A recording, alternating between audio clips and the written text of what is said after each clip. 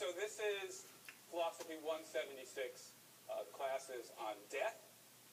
My name is Shelley Kagan, and the very first thing I want to do is to invite you to call me Shelley.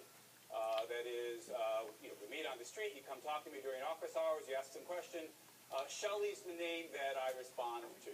I will eventually respond to Professor Kagan, but the synapses take a bit longer for that. It's not the name I immediately recognize. I have found that over the years, fewer and fewer students feel comfortable calling me Shelley. When I was young, it seemed to work. Now I'm gray and august. But as I said, Shelley, if you're comfortable with it, it's the name that I prefer to be called by. Now, as I say, this is a class on death, but it's a philosophy class, and what that means is that the set of topics that we're going to be talking about in this class are not identical to the topics that other classes on death might try to cover. So the first thing I want to do is say something about the things we won't be talking about that you might reasonably expect or hope that a class on death would talk about, so that if this is not the class you were looking for, you still have time to go check out some other class. So here are some things that a class on death could cover that we won't talk about. And what I primarily have in mind are sort of psychological and sociological questions about the nature of death or the phenomenon of death. And so a class on death might well have a discussion of the process of dying and coming to reconcile yourself with the fact that you're going to die. Some of you may know about Elizabeth Kubler-Ross's discussion of the so-called 5 stages of dying. There's denial, and then there's anger, and then there's bargaining. I actually remember the 5 stages. We're not going to talk about that. Similarly, we're not going to talk about the funeral industry in America and how it rips off people, which it does, rips off people in their moments of grief and weakness and overcharges them for the various things that it offers. We're not going to talk about that. We're not going to talk about the process of grieving or bereavement. We're not going to talk about sociological attitudes that we have towards the dying in our culture and how we tend to try to keep the dying hidden from the rest of us. These are all perfectly important topics, but they're not, as I say, topics that we're going to be talking about in this class. So what will we talk about? Well, the things we'll talk about are philosophical questions that arise as we begin to think about the nature of death. Like this.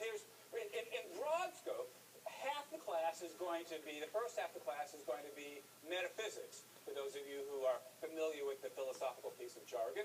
And roughly half the class, the second half of the class, is going to be value theory. So the first half of the class is going to be concerned with questions about the nature of death. What happens when we die? Indeed, to get at that question, the first thing we're going to have to think about is, what are we? What kind of an entity is a person? In particular, do we have souls? And for this class, when I talk about a soul, what I'm going to mean is sort of a bit of philosophical jargon. Is I'm going to mean something immaterial, something distinct from our bodies.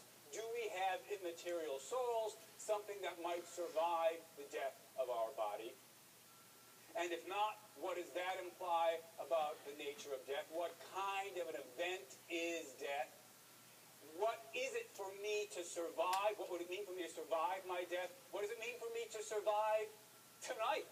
That is, somebody's going to be here lecturing to the class on Thursday. Presumably that will be me. What is it for that person who's there on Thursday to be the same person as the person who's sitting here lecturing to you today? These are questions about the nature of personal identity. Pretty clearly, to think about death and continued existence and survival, we have to get clear about the nature of personal identity. These sorts of questions will occupy us for roughly the first half of the semester. And then we'll turn to value questions. if death is the end, is death bad?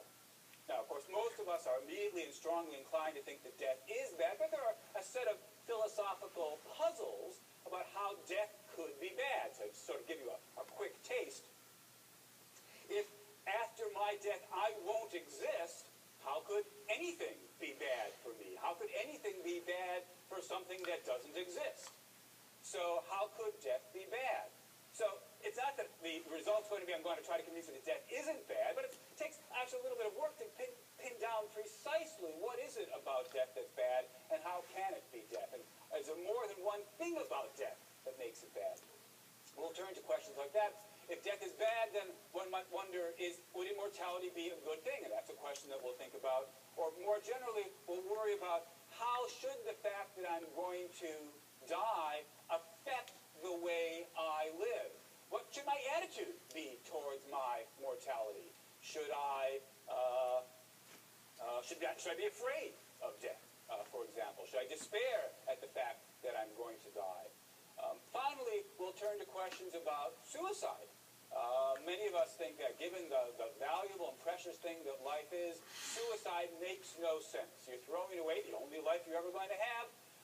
And so we'll end the semester by thinking about questions along the lines of the rationality and morality of suicide. So roughly speaking, that's where we're going. First half of the class, metaphysics. Second half of the class, value theory. Next thing I need to explain is this.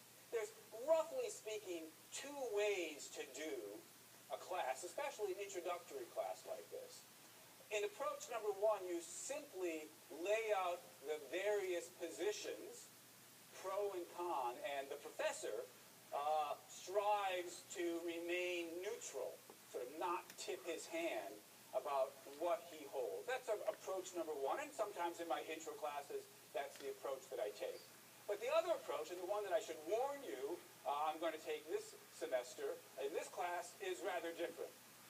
There's a line that I'm going to be developing, pushing, if you will, or defending in this class.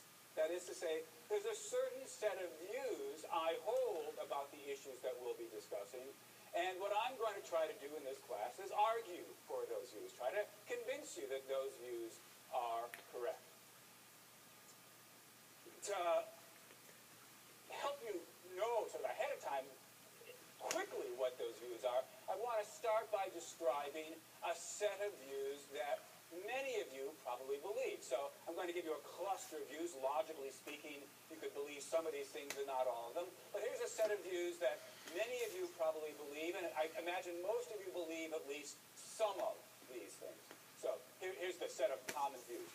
First of all, that we have a soul. That is to say, we're not just bodies, we're not just lumps of bone and flesh, but there's a part of us, perhaps the essential part of us, that is something more than the physical, the spiritual, immaterial part of us, which, as I say in this class, we'll call a soul. So most of us, most of you probably believe in soul. Certainly most people in America believe in some sort of immaterial soul. And given this existence of this immaterial soul, it's a possibility, indeed, a fair likelihood that we will survive our deaths. The death will be the destruction of my body, but my soul is immaterial, and so my soul can continue to exist after my death. And whether or not you actually believe in a soul, you hope that there's a soul, so that there'll be this serious possibility of surviving your death. Because death is not only bad, but so horrible that what we would like to have happen is we would like to live forever. And so armed with the soul, as it were, there's at least the possibility of immortality. Immortality would be wonderful. That's what we hope is the case, whether or not we know that it's the case. Immortality would be wonderful. That's why death's so bad. It robs us of immortality. And if there is no soul, if death is the end, if there is no immortality, if there is no immortality, this is such an overwhelmingly bad thing that the obvious reaction, the natural reaction, the universal reaction is to face the prospect of death with fear and despair.